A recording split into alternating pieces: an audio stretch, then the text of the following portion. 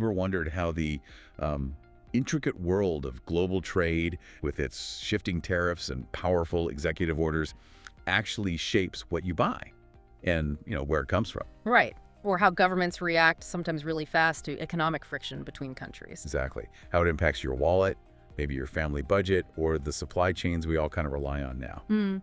Today, we're taking a deep dive into a pretty significant presidential executive order that's EO 14266. It was signed April 9th, 2025, published in the Federal Register. And our mission really is to unpack this thing, cut through the government speak. Yeah, strip away the jargon.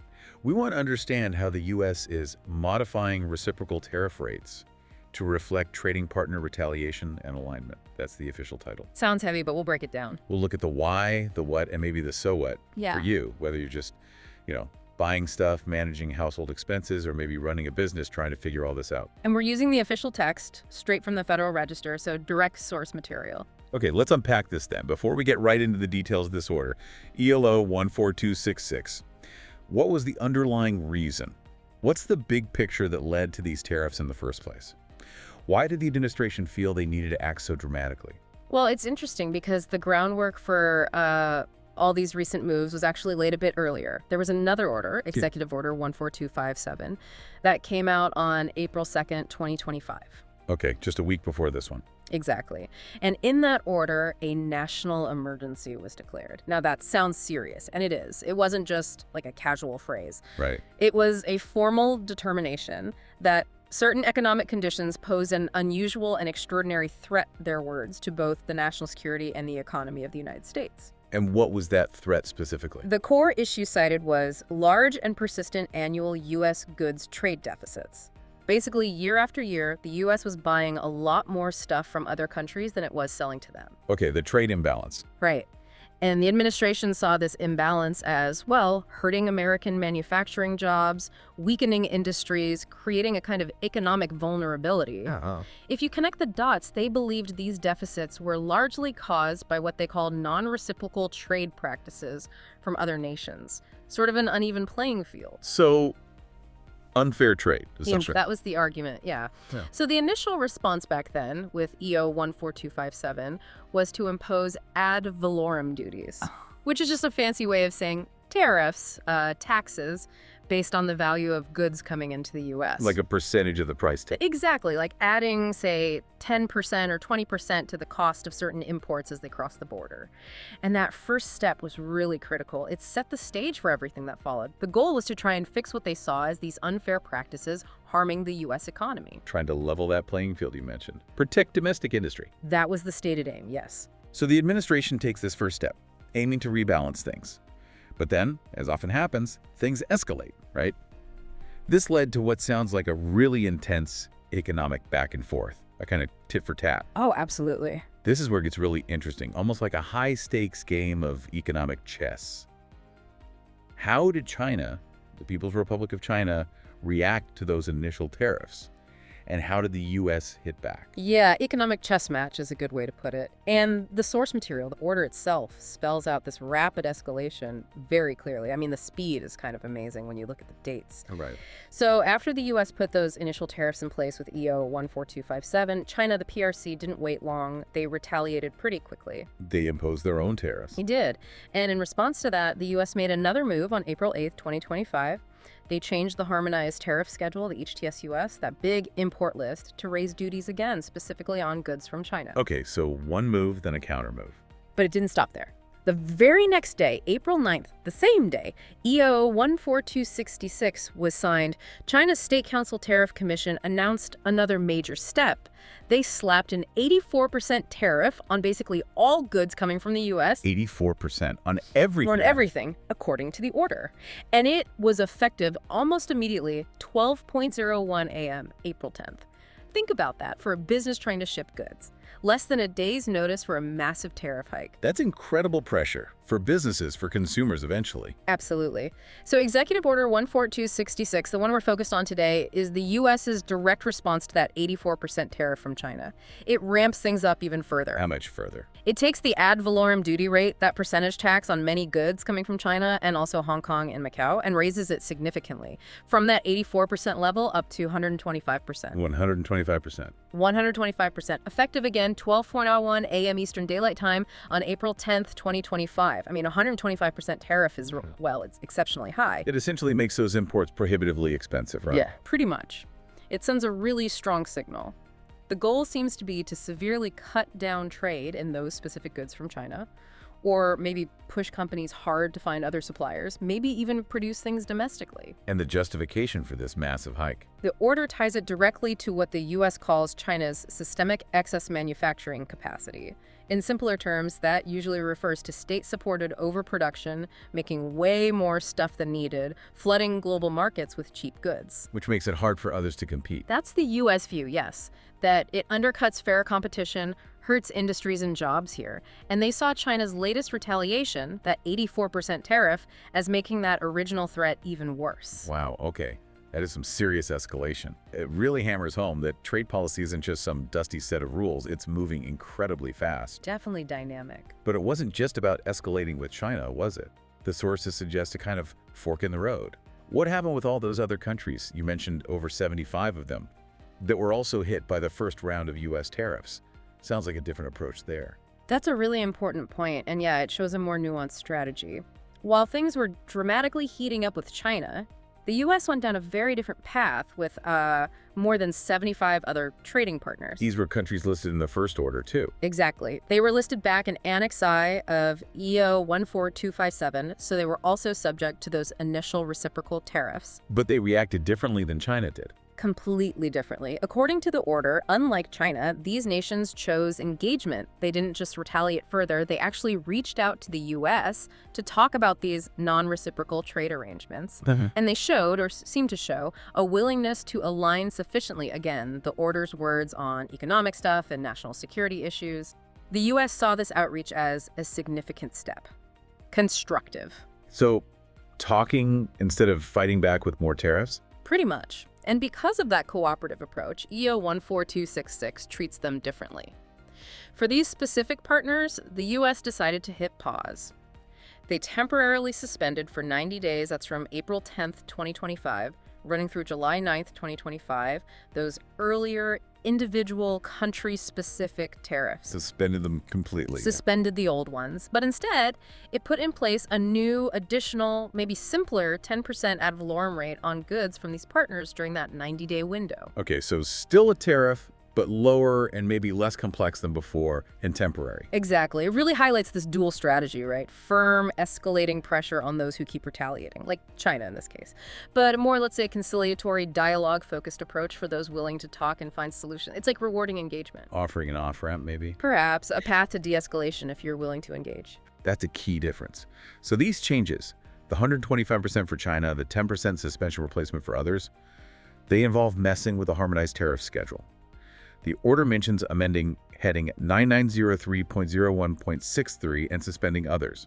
Now, for listeners who aren't trade policy experts, what exactly is the HTSUS? And what do these changes mean practically? It sounds bureaucratic, but it hits the real world. Yeah, it definitely sounds like jargon, doesn't it? HTSUS, Harmonized Tariff Schedule of the United States.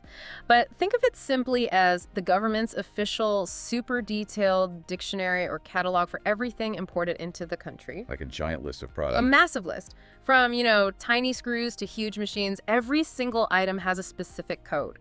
Like if Amazon had to classify every product worldwide for customs, it's that level of detail, maybe less user-friendly. Okay. And that code determines the duty rate, the tax you pay when it comes in. So when an order talks about changing HTSE headings, it's literally like going into that giant catalog and updating the price tag or the tax rate for specific goods from specific places.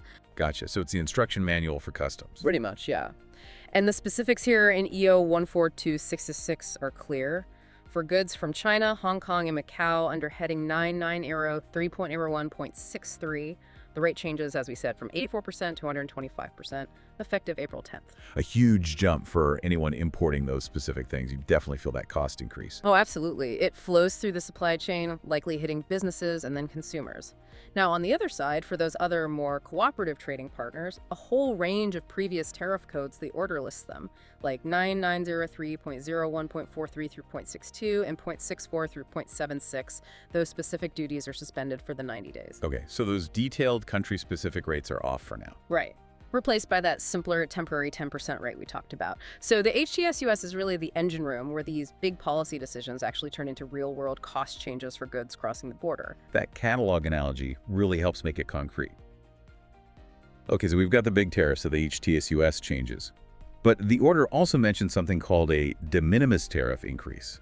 Even more jargon. What's that about? It sounds like it's targeting smaller stuff. Why include that here? You're right, de minimis sounds technical, but it actually deals with something pretty common these days. Those imports of minimal value. Often it's the small packages you might order online directly from a seller overseas. Like that cheap gadget or t-shirt from an international website. Exactly that kind of thing.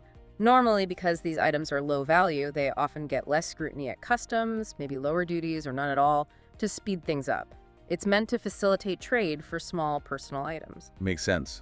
But why increase tariffs on those in this order? Well, this section in EO 14266 seems specifically designed to prevent people from using these small shipments to kind of sneak around the bigger tariffs that were imposed earlier. Ah, closing a loophole. That seems to be the idea, yeah.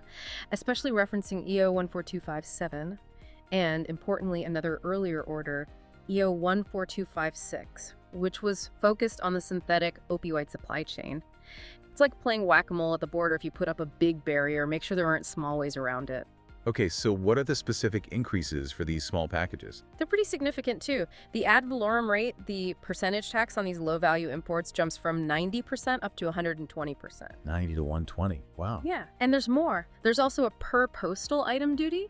Think of it as a flat fee per package. That's also going up sharply. Oh, sharply. It's phased. For items coming in between May 2nd, 2025 and June 1st, 2025, that fee jumps from $75 to $100 per item. Okay. And then from June 1st, 2025 onwards, it goes up again from $150 all the way to $200 per postal item. $200 per package, on top of the 120% value tax. That seems to be the structure outlined. These are really substantial increases for items that are, by definition, supposed to be low value.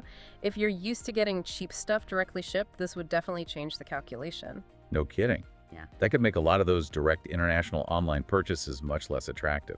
And you mentioned the opioid connection again. Can you spell that out? How do these small package tariffs link to fighting opioids? It feels like a jump. It does seem like a jump from trade deficits, but it's a really critical connection the order makes explicit. These specific de minimis duty hikes are directly tied back to that earlier executive order, EO 14256. The one targeting the opioid supply chain from China. Precisely. The concern articulated there was that these low-value, small package shipments, things that might fly under the radar more easily than big cargo containers, could be exploited to smuggle synthetic opioids or the chemicals needed to make them into the country. Ah, using the mail or express carriers for illicit goods. That's the worry. So by making these low-value shipments much more expensive and perhaps subject to more scrutiny because of the high duties, the aim is to disrupt that potential channel for illegal smuggling. Make it harder, less profitable, less appealing. Okay, that makes the connection clear. It shows how trade tools are being used for, well, much broader national security and even public health goals. Exactly. It demonstrates that trade policy isn't just about economics anymore. It's intertwined with these other really serious concerns. It's leveraging economic levers for non-economic objectives. It really underscores the complexity. So you've got these major tariff hikes on China, adjustments for other partners, crackdowns on small packages. Putting all of this into action must be a huge undertaking. Who's actually tasked with making this happen across the government? It sounds like massive coordination is needed. Oh, absolutely. Implementing something this wide-ranging requires a big, coordinated effort. The executive order itself is pretty clear on this. It directs several key agencies and departments to take all necessary actions to make the order effective. Which agencies are we talking about?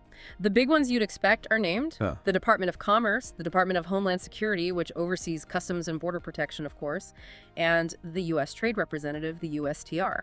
The main players in trade. Right, but they're not acting alone.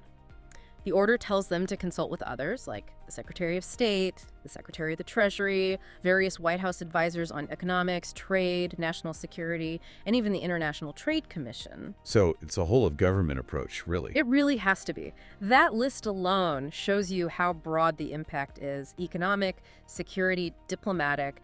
Every department and agency involved is supposed to take the appropriate steps within their own authority to get this done. It just highlights the massive governmental machinery needed to actually implement these kinds of tariff changes and manage all the ripple effects. Well, we have certainly covered a lot of ground in this deep dive. It's quite a picture. We've seen how this executive order, EO 14266, really sets out a clear kind of two-pronged strategy for international trade right now. Yeah, on one hand, a really intensified, tough stance against China because of their continued retaliation, those tariffs jumping dramatically. Right, up to 125%. And then on the other hand, a more, let's say, accommodating path, though still involving tariffs, that 10% one for the 75 plus other countries that chose to talk instead of escalate further. Exactly. A carrot and stick approach, maybe? What seems really clear from digging into this is that trade policy is definitely not static. It's not set in stone.